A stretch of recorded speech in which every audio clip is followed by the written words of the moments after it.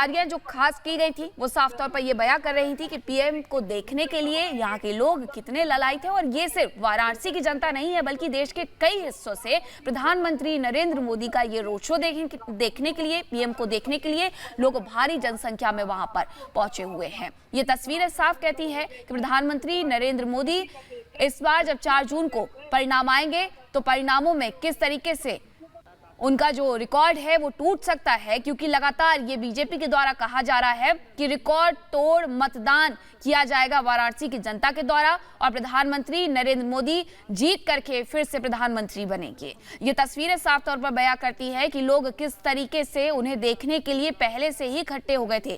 कई लोग ऐसे हैं जो कि शाम के पहले ही, दोपहर से ही यहाँ पर एकत्रित हो गए थे, क्योंकि प्रधानमंत्री नरेंद्र मोदी की बस एक झलक देखना चाहते थे। और 5 किलोमीटर लंबे इस रोड शो में जगह जगह सिर्फ और सिर्फ लोग नजर आ रहे थे जो प्रधानमंत्री नरेंद्र मोदी को अभिवादन कर रहे थे, उन पर फूलों की बारिश कर रहे थे। और इसी के साथ प्रधानमंत्री नरेंद्र मोदी अपने काफिले में आगे बढ़ते हुए और काशी विश्वनाथ के दर्शन किए हैं उन्होंने। कल नामांकन करना है, नामांकन करेंगे और सबसे लास्ट जो चरण है 7वें चरण में यहाँ पर मतदान होना है 1 जून को। 4 जून को यहाँ पर परिणाम आने हैं।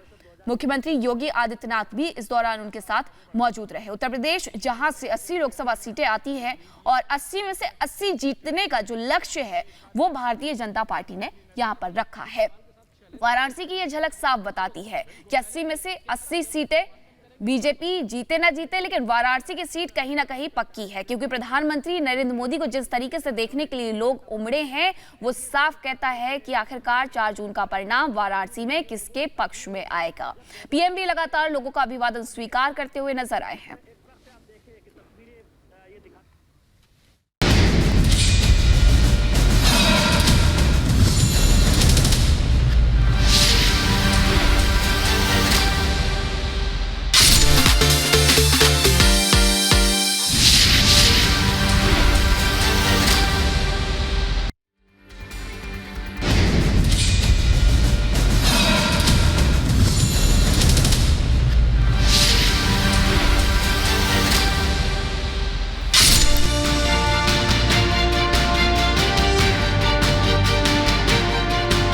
शाहजादे वायनाड में हारने वाले हैं, अब रायबरेली में खोज रहे हैं रास्ता।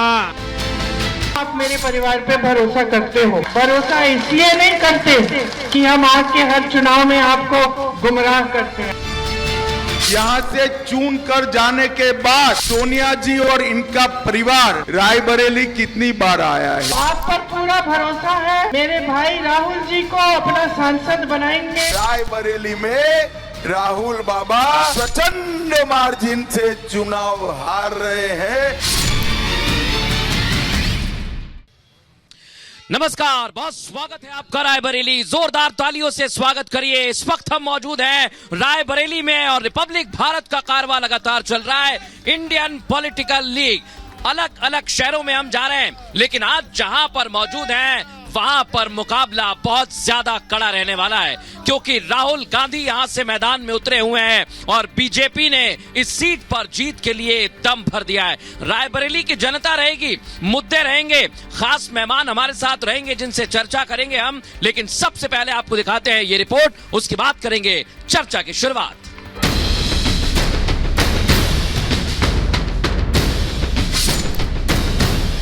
परिवर्तन हो, बीजेपी आए, पंजा ही चलेगा। युवाओं का मन इस बार परिवर्तन का है। पंजा चली हाथ हमारा मजबूत है। बाहरी लोगों को यहाँ वोट कोई नहीं।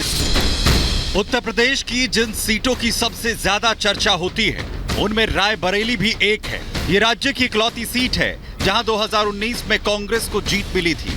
तब सोनिया गांधी यहां से जीतकर लोकसभा पहुंची थी, लेकिन इस बार वो रायबरेली से चुनाव नहीं लड़ रही हैं। सोनिया अब राज्यसभा के लिए निर्वाचित हो चुकी हैं। अब पार्टी ने यहां राहुल को अपनी विरासत संभालने के लिए उतारा है। गांधी परिवार की इस पारंपरिक सीट पर कांटे का मुकाबला होने वाला है, क्योंकि इस सीट पर बीजेपी ने एक बार फिर दिनेश सिंह को उतारा है। हर किसी की नजर रायबरेली सीट पर टिकी है, क्योंकि इस सीट पर आखिरी समय तक कांग्रेस असमंजस की स्थिति में फंसी रही। राहुल को अमेठी और प्रियंका को रायबरेली से उतारने की चर्चाएं थी, लेकिन लगभग 15 दिनों तक चली इन खबरों पर विराम लगाते हुए कांग्रेस आलाकमान ने राहुल को रायबरेली के रण में उतार दिया। जिसके बाद प्रधानमंत्री नरेंद्र मोदी ने कांग्रेस पर जबरदस्त हमला बोला और राहुल को अमेठी से न उतारने को हार का डर करार दिया। शाहजादे वायनाड में हारने वाले हैं, वहां से भागकर अब रायबरेली में खोज रहे हैं रास्ता। घूम घूम कर सबको कहते हैं डरो मत। मैं भी आज उन्हें कहता हूं, अरे डरो मत, भागो मत। रायबरेली के रण में प्रियंका गांधी डटी हैं और रायबरेली की जनता से राहुल को वोट देने की भावुक अपील कर रही हैं। मैं जानती हूँ आप मेरे परिवार पे भरोसा करते हो, तो आप पर पूरा भरोसा है। आप इस बार मेरे भाई राहुल जी को अपना सांसद बनाएंगे। प्रियंका से पहले सोनिया गांधी भी रायबरेली की जनता को भावनात्मक संदेश भेज चुकी हैं। को निशाने पर लिया और उनसे 5 सवाल पूछ डाले। सवाल उनको पूछने आया, यहाँ से चुन कर जाने के बाद सोनिया जी और इनका परिवार रायबरेली कितनी बार आया है भैया, बताओ तो जरा। रायबरेली सीट पर विरासत वाली राजनीतिक जंग जारी है। 30 मई को वोटिंग से पहले 17 मई को राहुल और अखिलेश यादव यहां रैली करने वाले हैं। लेकिन सबसे बड़ा सवाल ये कि क्या रायबरेली में राहुल गांधी की राह आसान है या इस बार राहुल के लिए ये सीट बहुत मुश्किल होने वाली है। Bureau report, Republic Bharat. तो देखा आपने, रायबरेली का सियासी समीकरण बिल्कुल बदल गया है। बीजेपी ने चुनौती दे दी है, लेकिन कांग्रेस एक बार फिर कह रही है कि रायबरेली में जीत हमारी होगी। तो कौन सा नेता शाइन करने वाला है आज रायबरेली की धरती से, हम आपको यह भी बताएंगे। खास मेहमान हमारे साथ जुड़ गए हैं, पशुपति शंकर जी जुड़ गए हैं, बीजेपी का पक्ष रखेंगे, बहुत स्वागत है आपका। जगजीवन राम हमारे साथ जुड़ गए हैं, बीएसपी का पक्ष रखेंगे, बहुत स्वागत है आपका। वीके शुक्ला जी हमारे साथ जुड़ गए हैं, कांग्रेस का पक्ष रखेंगे, और विनय कुमार जी जुड़ गए हैं, समाजवादी पार्टी का पक्ष रखेंगे। आप सभी का बहुत स्वागत है। सबसे पहला सवाल कांग्रेस पार्टी से ही हम पूछेंगे, और बड़ी बात तो यही है वीके शुक्ला जी, जिस तरह से अभी तक के चुनाव हुए हैं आपको सफलता मिली, लेकिन आज गृह मंत्री अमित शाह रायबरेली में थे, 5 सवाल किए, पूछा गांधी परिवार रायबरेली क्यों नहीं आता है?